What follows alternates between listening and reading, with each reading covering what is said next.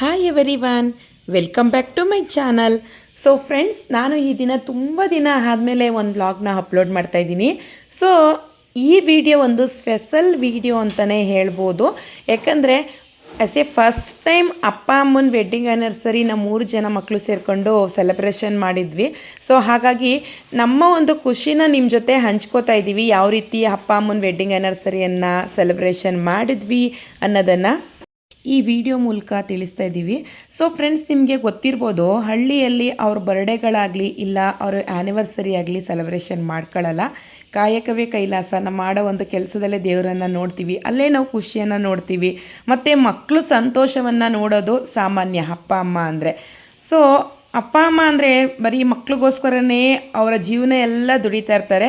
So ಒಂದು time ಆದ್ರೂ, ಒಂದು ದಿನ ಆದರೂ ಅವರಿಗೋಸ್ಕರ ಅಂತ ಒಂದು ದಿನ ಮುಡಿಪಿಡೋಣ ಅಂತೇಳಿ ನಾವು 3 ಜನ ಯೋಚನೆ ಮಾಡಿಕೊಂಡು ಈ ದಿನ ಸಣ್ಣದಾಗಿ ಸೆಲೆಬ್ರೇಷನ್ ಮಾಡೋಣ ಅಂತ ಹೇಳಿ ನಾವು ಈಗ ಪ್ರಿಪೇರ್ ಮಾಡ್ತಾಯಿದ್ದೀವಿ.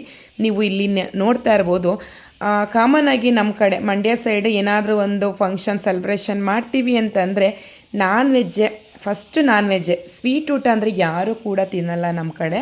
ಏನಾದರೂ ಸ್ವೀಟ್ ಅಡುಗೆ ಅಂದರೆ ಫಂಕ್ಷನ್ ಅಂದರೂ ಜಾಸ್ತಿ ಜನ ಹೋಗಲ್ಲ. ನಾನ್ ವೆಜ್ ಅಡುಗೆ ಅಂದರೆ ಸ್ವಲ್ಪ ಜನ ಸೇರ್ತಾರೆ ಊಟ ಮಾಡೋದಕ್ಕೆ. ಹಾಗಾಗಿ ಹೇಳ್ಕೋಬೇಕು ಅಂದರೆ ನಮಗೂ ಅಷ್ಟೇ ನಾನ್ ವೆಜ್ ಅಂದರೆ ತುಂಬಾ ಇಷ್ಟ. ಸೊ ಹಾಗಾಗಿ ನಾನ್ ವೆಜ್ ಅಡುಗೆನೇ ಮಾಡ್ತಾಯಿದ್ದೀವಿ. ಅಂದರೆ ಯಾವ ರೀತಿ ಅಂದರೆ ನಾವೇ ಸೆಲೆಬ್ರೇಷನ್ ಮಾಡ್ಕೊಳ್ಳೋದಲ್ಲ. ನಮ್ಮ ದೊಡ್ಡಪ್ಪನ ಮನೆ ಕಡೆಯವರು ಮತ್ತು ನಮ್ಮ ಆಂಟಿ, ನಮ್ಮ ಅಜ್ಜಿ, ನನ್ನ ತಮ್ಮನ ಫ್ರೆಂಡ್ಸು, ಆ ರೀತಿ ಒಂದಿಷ್ಟು ಜನ ಸೇರಿಕೊಂಡು ಸೆಲೆಬ್ರೇಷನ್ ಮಾಡೋಣ ಅಂತೇಳಿ ಮಾಡ್ತಾ ಇರುವಂಥದ್ದು. ಹಾಗಾಗಿ ನಾನು ಮಧ್ಯಾಹ್ನನೇ ಮಕ್ಕಳು ಕರ್ಕೊಂಡು ಬಂದೆ. ಸೊ ಇವಾಗ ಅಡುಗೆ ಪ್ರಿಪೇರ್ ಮಾಡ್ತಾಯಿದ್ದೀವಿ. ನೀವು ಇಲ್ಲಿ ನೋಡ್ತಾ ಇರ್ಬೋದು. ಪ್ರಜು ಇರೋದ್ರಿಂದ ನಮಗೆ ಸ್ವಲ್ಪ ಹೆಲ್ಪ್ ಆಯಿತು. ಸೊ ಪಾಪ ಅವನು ಕೂಡ ಡೆಕೋರೇಷನ್ಗೆಲ್ಲ ಹೇಳಿದ್ದ.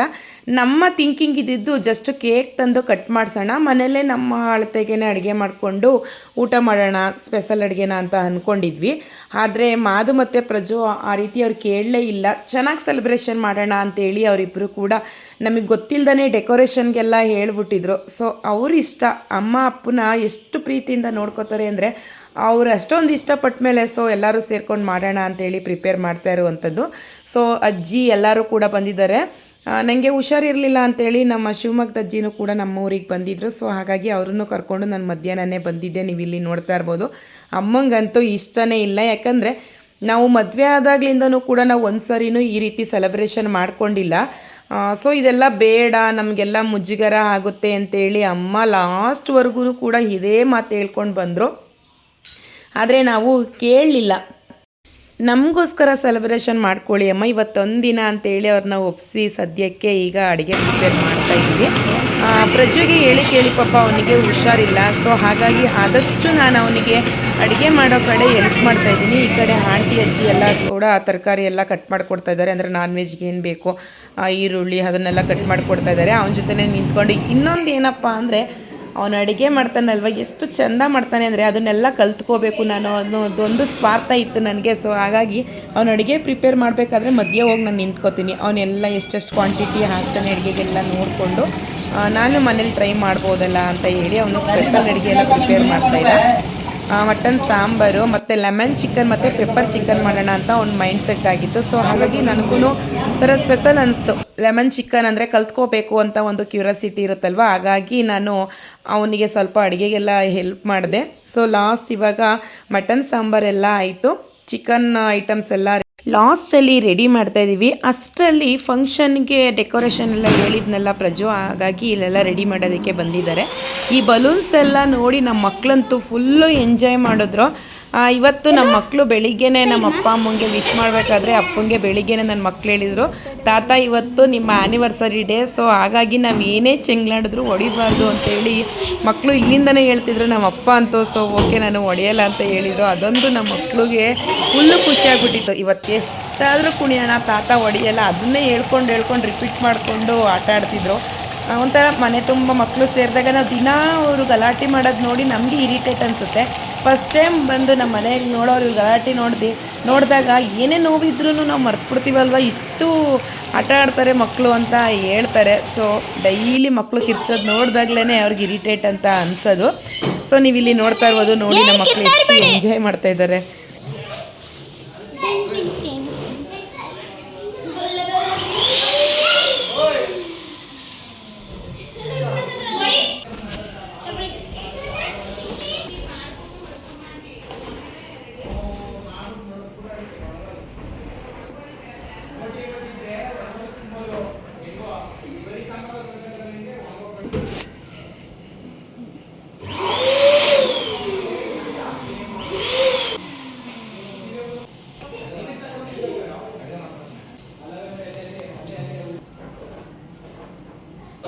ಈ ಕಡೆ ಡೆಕೋರೇಷನ್ ಎಲ್ಲ ಮುಗೀತು. ಈ ಕಡೆ ಅಡುಗೆನೂ ಕೂಡ ಆಲ್ಮೋಸ್ಟ್ ಎಲ್ಲ ರೆಡಿ ಆಯಿತು. ಮುದ್ದೆ ಒಂದು ಬ್ಯಾಲೆನ್ಸ್ ಇತ್ತು ಅಷ್ಟೇ.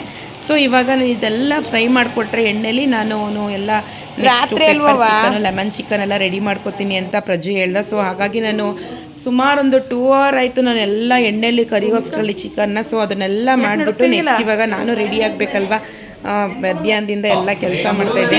ಅಷ್ಟರಲ್ಲಿ ನೋಡಿ ನನ್ನ ತಮ್ಮಂದಿರೆಲ್ಲ ಬಂದ. ಈಗ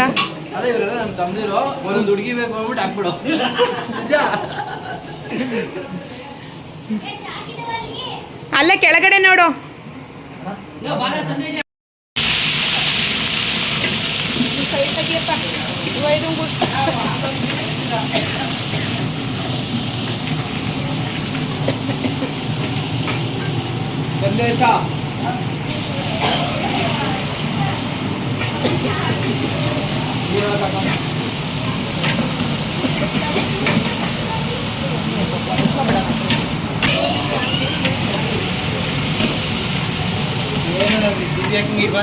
ಏನು ಕಾಣಲ್ತು.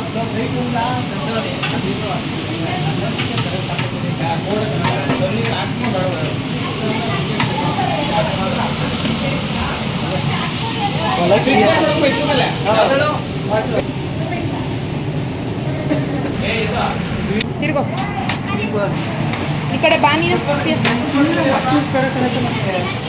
ಇರ್ತಾರಲ್ಲ ಇಟ್ಕೊಡ್ಲ ಮತ್ತೆ ಎಲ್ಲ ಇಟ್ಕೊಡು. ಇಲ್ಲಿ ಬೇಯಿಸ್ತಾ ಇಲ್ಲಿ ಬೇಯಿ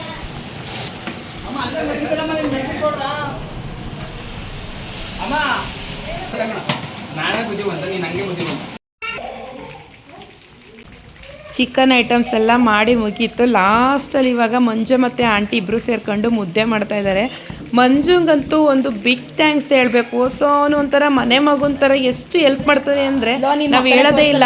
ಅಕ್ಕ ಈ ರೀತಿ ಇಟ್ಕೋಬೇಕಕ್ಕ ಪಾತ್ರೆ, ಯಾಕಂದರೆ ಅವನು ಮದುವೆ ಫಂಕ್ಷನ್ಗೆಲ್ಲ ಹೋಗ್ತಿದ್ದಂತೆ. ಸೊ ಹಾಗಾಗಿ ಅವನು ಅಡುಗೆನ ಜಾಸ್ತಿ ಕ್ವಾಂಟಿಟಿಲಿ ಮಾಡಬೇಕಾದ್ರೆ ಯಾವ ರೀತಿ ಪ್ರಿಪೇರ್ ಮಾಡಬೇಕು ಅನ್ನೋದು ಒಂದು ಐಡಿಯಾಸ್ ಹೇಳ್ತಾ ಇರ್ತಾನೆ. ಸೊ ನಮ್ಗೆ ಅಷ್ಟೊಂದು ಐಡಿಯಾಸ್ ಇರಲ್ಲ. ನೋಡಿ ಆಂಟಿಗೆ ಎಷ್ಟು ಹೆಲ್ಪ್ ಮಾಡ್ತಾ ಇದ್ದಾನೆ ಮಂಜ. ಸೊ ಅಷ್ಟರಲ್ಲಿ 7 ಗಂಟೆ ಆಯಿತು. ನನ್ನ ತಂಗಿ ನಮ್ಮಪ್ಪ ಅವರ ಅಣ್ಣ ತಮ್ಮದಿರ ಮನೆಗೆಲ್ಲ ಹೋಗಿ ಕುಂಕುಮ ಕೇಳ್ಬಿಟ್ಟು ಬಂದ್ಲು.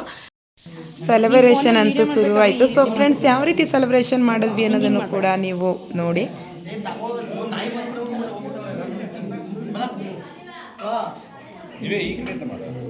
ಮಾಡಿದೆ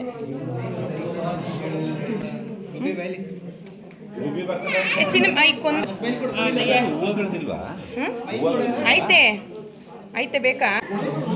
ಸೊ ಅಪ್ಪ ಅಮ್ಮನ ಆ್ಯನಿವರ್ಸರಿಗೆ ಯಾವ ರೀತಿ ಡೆಕೋರೇಷನ್ ಮಾಡಿಸಿದ್ದೀವಿ ಅಂದರೆ ಸಿಂಪಲಾಗಿ ಒಂದು ಡೆಕೋರೇಷನ್ ಮಾಡಿಸಿದ್ದೀವಿ. ಯಾಕಂದರೆ ತುಂಬ ಚೆನ್ನಾಗಿ ದೊಡ್ಡದಾಗಿ ಮಾಡಿಸ್ತೀವಿ ಅಂದ್ರೂ ಅಪ್ಪ ಅಮ್ಮ ಇದಕ್ಕೆಲ್ಲ ಒಪ್ಪಲ್ಲ. ಸದ್ಯಕ್ಕೆ ಇದಕ್ಕೆ ಒಪ್ಪಿರೋದೇ ದೊಡ್ಡ ವಿಷಯ ಅಂತಲೇ ಹೇಳ್ಬೋದು. ಅಪ್ಪ ಇದನ್ನೆಲ್ಲ ಎಂಟರ್ಟೈನ್ಮೆಂಟ್ ಮಾಡಲ್ಲ. ಅಪ್ಪ ಫಸ್ಟ್ ಆಫ್ ಆಲ್ ಅವ್ರು ಇಷ್ಟನೇ ಪಡಲ್ಲ. ಅಪ್ಪನ ಒಪ್ಸೋ ಅಷ್ಟರಲ್ಲಿ 3 ದಿನ ಬೇಕಾಯಿತು. ಸದ್ಯ ಆಲ್ಮೋಸ್ಟ್ ನಾವು ಅಪ್ಪ ಅಮ್ಮ ಮದುವೆ ಆಗಿ 35 ವರ್ಷ ಆಯಿತು. 35 ವರ್ಷ ತುಂಬಿಸಿದ್ದಾರೆ. ಸೊ ತುಂಬಾ ಖುಷಿಯಾಗುತ್ತೆ. ಜಸ್ಟ್ 1 ತಿಂಗಳ ಹಿಂದೆ ಅತ್ತೆ ಮಾವನ ಮದುವೆಯಾಗಿ 50 ವರ್ಷ ಆಗಿತ್ತು. ಅಪ್ಪ ಅಮ್ಮನ ಮದುವೆಯಾಗಿ 35 ವರ್ಷ ಆಯಿತು. ಸೊ ತುಂಬಾ ಖುಷಿಯಾಗುತ್ತೆ. ಇಬ್ಬರು ಕೂಡ ನಗ್ನಾಗ್ತಾ ಇನ್ನೂ 50 ವರ್ಷ ಇದೇ ರೀತಿ ಚೆನ್ನಾಗಿ ಬಾಳಿ ಅಂತ ಹೇಳೋದಕ್ಕೆ ನಾನು ಇಷ್ಟಪಡ್ತೀನಿ.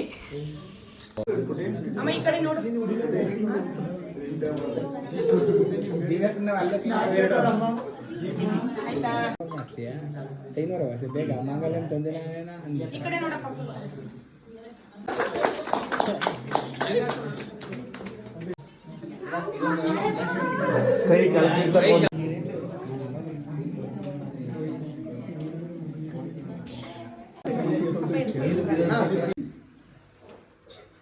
ಹಾಕೊಳ್ಳಿ.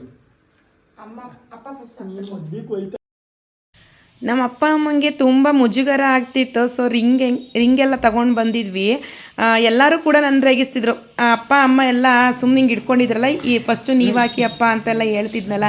ನನ್ನ ತಮ್ಮಂದಿರು ಫ್ರೆಂಡ್ಸ್ ಎಲ್ಲ ರೇಗಿಸ್ತಿದ್ರು. ಅಕ್ಕ ನೀನೇ ವೀಡಿಯೋದಲ್ಲಿ ಬರಲಿ ಅಂತ ಮಧ್ಯೆ ಹೋಗ್ತಿಲ್ಲಕ್ಕ ನೀನು ಅಂತ ಎಲ್ಲ ರೇಗಿಸ್ತಿದ್ರು. ಸೊ ಸುಮ್ಮನೆ ರೇಗಿಸ್ತಿದ್ರೆ, ಹಾಗಾಗಿ ಏನಾದರೂ ರೇಗಿಸ್ಕೊಳ್ಳಿ ಅಂತೇಳಿ. ಯಾಕಂದರೆ ನಾನು ಮಧ್ಯೆ ಹೋಗಿಲ್ಲ ಅಂದರೆ ಅಪ್ಪ ಅಮ್ಮ ಸುಮ್ಮನೆ ನಿಂತ್ಕೊಂಡ್ಬಿಡ್ತಾರೆ. ಫಸ್ಟು ಹಬ್ಬ ಕುಂಕುಮ ಎಲ್ಲ ಹಾಕಿ ನಂತರ ಹಾರ ಎಲ್ಲ ಚೇಂಜ್ ಮಾಡಿದ್ರೆ ಚೆನ್ನಾಗಿರುತ್ತಲ್ಲ ಅಂತ ಹೇಳಿ ಸ್ವಲ್ಪ ಸ್ವಲ್ಪ ಹೋಗಿ ನಾನು ಹೇಳ್ಕೊಡ್ತಿದ್ದೆ ಅಷ್ಟೇ.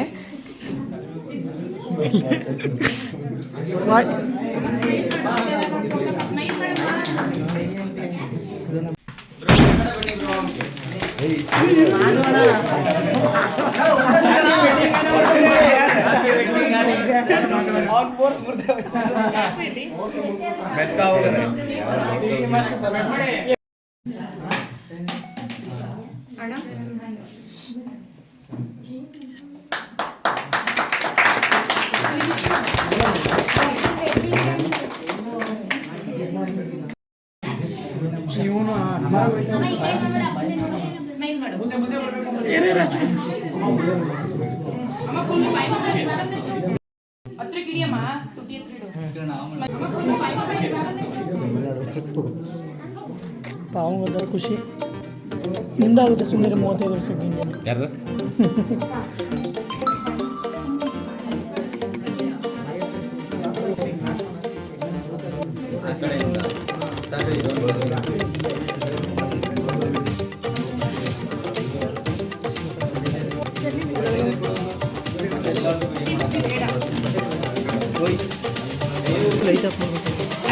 ಚೆನ್ನಾಗಿರೋ ಬಿಡೋಕೆ ಸಾಕು. ಫೋಟೋ ಸಾಕು ಸಾಕು. ವಿಡಿಯೋ ತೆಗಿತಾರೆ.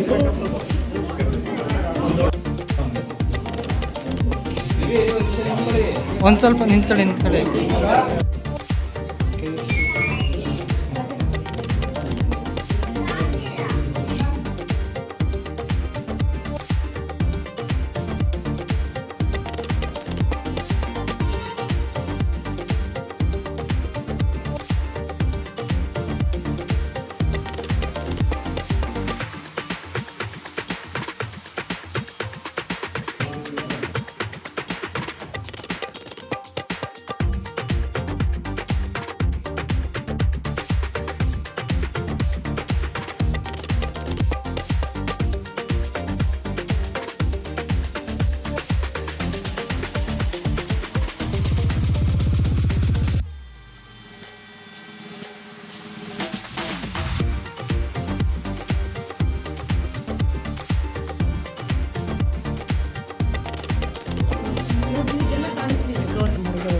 ಇವನು ಯಾರು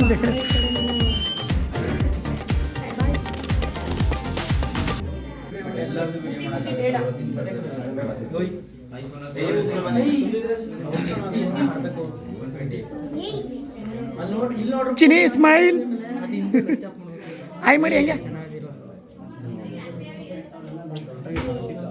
ಬಿಡಕ ಸಾಕು. ಫೋಟೋ ತೆಗಿತಿರೋದು, ವಿಡಿಯೋ ತೆಗಿತಿರೋದು. ಎಲ್ಲ ಅಲ್ಲೇ ಓಡಾಡ್ತಿದ್ದಾರೆ.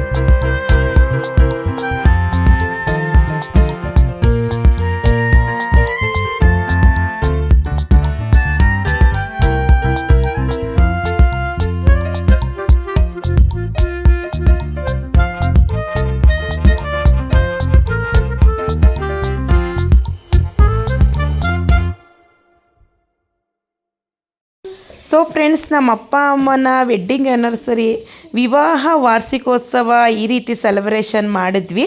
ಸೊ ಯಾವ ರೀತಿ ಇತ್ತು ಅನ್ನೋದನ್ನು ದಯವಿಟ್ಟು ಕಾಮೆಂಟ್ ಮಾಡೋದನ್ನ ಮರಿಬೇಡಿ, ಮತ್ತು ಲೈಕ್ ಮಾಡಿ, ಶೇರ್ ಮಾಡಿ ಅಂತ ಕೇಳ್ಕೊತೀವಿ. ನಾವತ್ತು ನಮಗೋಸ್ಕರ ಅವರು ಜೀವನ ಪೂರ್ತಿ ದುಡಿತಾ ಇರ್ತಾರೆ, ಒಂದು ದಿನನಾದರೂ ಅವ್ರ ದಿನ ಅಂತ ಇರಲಿ, ಚೆನ್ನಾಗಿರಲಿ ಅಪ್ಪ ಅಮ್ಮ, ಈ ದಿನನಾದರೂ ಖುಷಿಯಿಂದ ಇರಲಿ ಅಪ್ಪ ಅಮ್ಮ ಅಂತ ಹೇಳಿ ನಾವು ಸಣ್ಣದಾಗಿ ಆ್ಯನಿವರ್ಸರಿಯನ್ನು ಸೆಲೆಬ್ರೇಷನ್ ಮಾಡಿದ್ವಿ. ಸೊ ಈ ವಿಡಿಯೋ ನಿಮಗೆ ಇಷ್ಟ ಆಗಿದೆ ಅಂತ ತಿಳ್ಕೊತೀನಿ. ಇಷ್ಟ ಆಗಿದರೆ ದಯವಿಟ್ಟು ಹೇಗಿತ್ತು ಅಂತ ಕಾಮೆಂಟ್ ಮಾಡಿ, ಹಾಗೆ ಲೈಕ್ ಮಾಡಿ, ಶೇರ್ ಮಾಡಿ ಅಂತ ಕೇಳ್ಕೊತೀನಿ. ಸೊ ಫ್ರೆಂಡ್ಸ್, ನೆಕ್ಸ್ಟ್ ವಿಡಿಯೋದಲ್ಲಿ ಸಿಗ್ತೀನಿ. ಓಕೆ ಫ್ರೆಂಡ್ಸ್, ಬಾಯ್.